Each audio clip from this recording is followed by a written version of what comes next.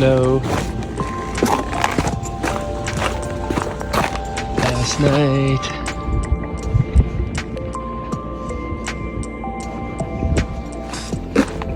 Beautiful day, man. It's like, I don't even know what it is right now. Probably sitting around 0.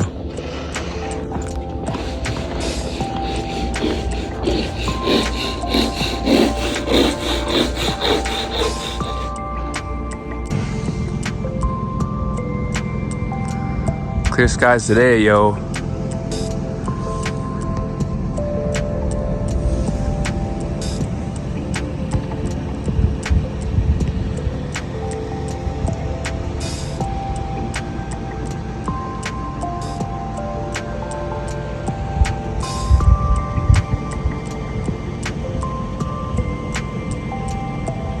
What's going on, guys?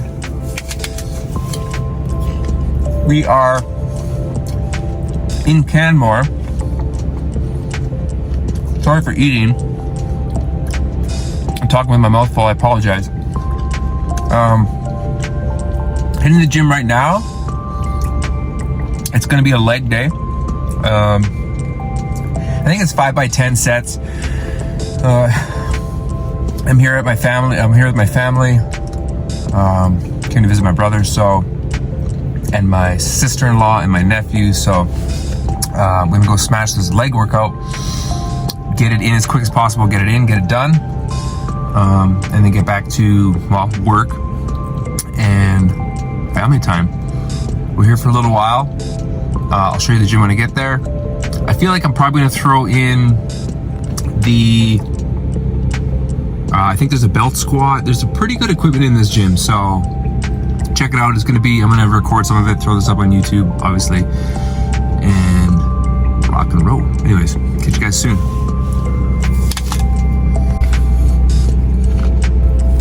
Question: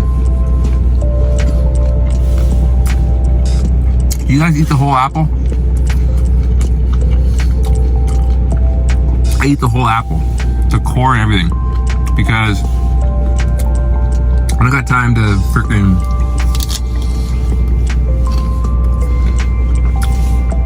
like, what am I gonna do with this? I'm in the car right now, so if I don't eat the core, then what? I throw it outside? Well, that's littering. So I eat the core. I always eat the core. Kiwis, I always eat the skin. Bananas, I do not.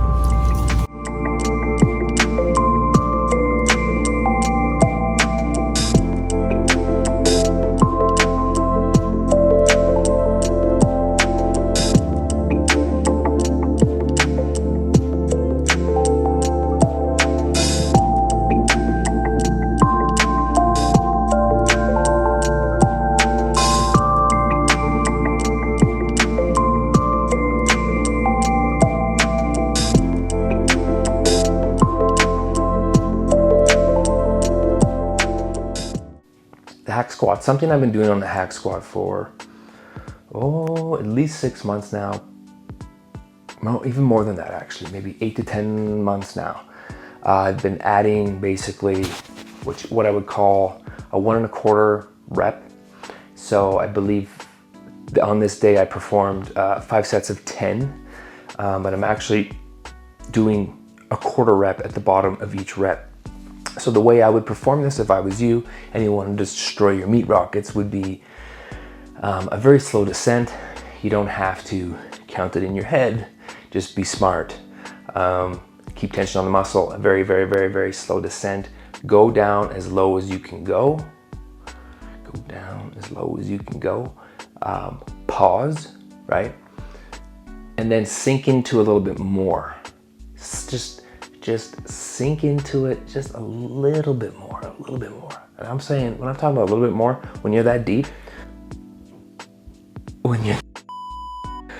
hey, I'm talking, when you're that deep, where are we going here? When you're that deep, now I lost my train of thought.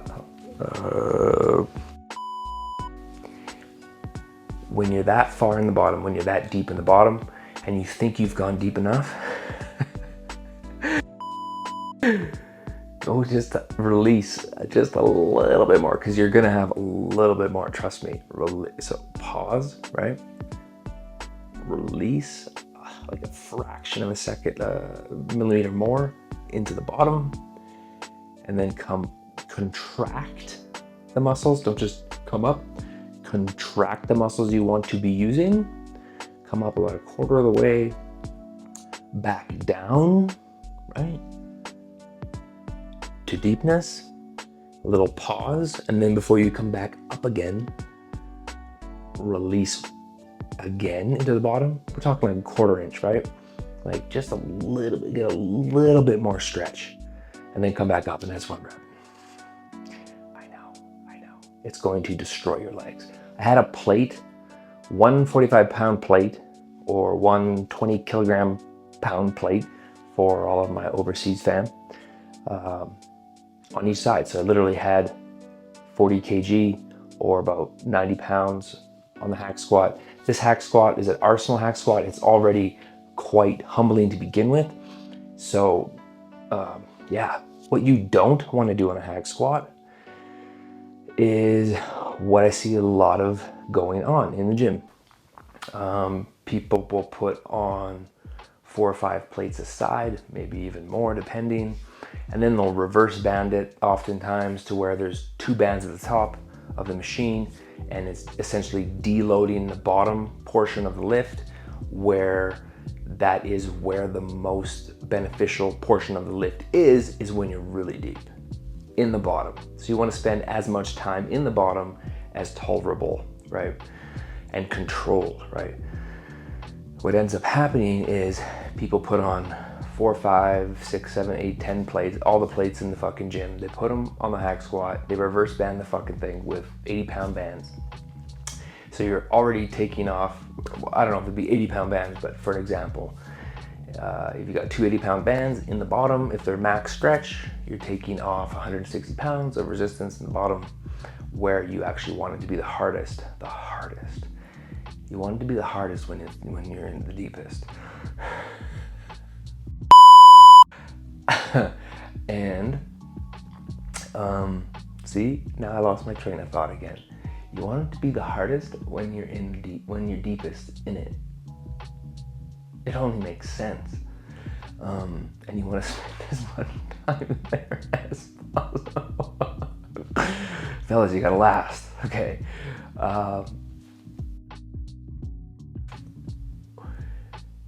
And then they'll bounce off of the stoppers in the bottom, right? So there's no control. You're losing tension on the muscles. Intended muscle you're trying to work, especially even the bands, I wouldn't consider so horribly, because you can overload it still to a point to where if you've got 1,000 pounds on a hack squat and you're reverse banding it with, I don't know, 2 80-pound bands or 100-pound bands, yeah, you're taking off 150 or 200 pounds in the bottom, but you still have 1,000 pounds on the hack squat. Cool, whatever. If you want to use reverse bands, it's not the end of the world in my opinion. I want to get the most out of basically the least, if that makes sense. So, but what I would never do, having reverse bands or not having reverse bands, is hitting the pins off of the bottom, because you got tension. If you're controlling the eccentric portion of the lift, you have tension all the way to the bottom. And then instead of keeping tension on in the bottom where you want it the most, where you want to spend the most time, where it's the deepest and the hardest and the most painful, you hit the pins, take tension off, boom. So that rep essentially is done. And then you fire again with a concentric. So that's what you don't want to do, in my opinion, on any lift. I think bands are great when they're used properly. I don't typically deload any portion of the lift. It could be beneficial to someone who has strength, a strength athlete, someone who has strength goals, or someone who's competing in a strength competition, powerlifting, Olympic lifting. You can deload with chains, you can deload with bands. in order to start with a higher, heavier working weight in the top portion of a lift, and then coming down in the bottom. It'll get you more comfortable with heavier weight because you're deloading the portion of the lift. But when it comes to specifically muscle hypertrophy, you want to put the muscles and your body and your leverages basically at the biggest disadvantages that you can. It'll save the joints. Your recovery time will be better, just because you should have less inflammation of joints and things, because things are more under control, less load overall on your system, less load. And this is one of the scenarios to where we want less load.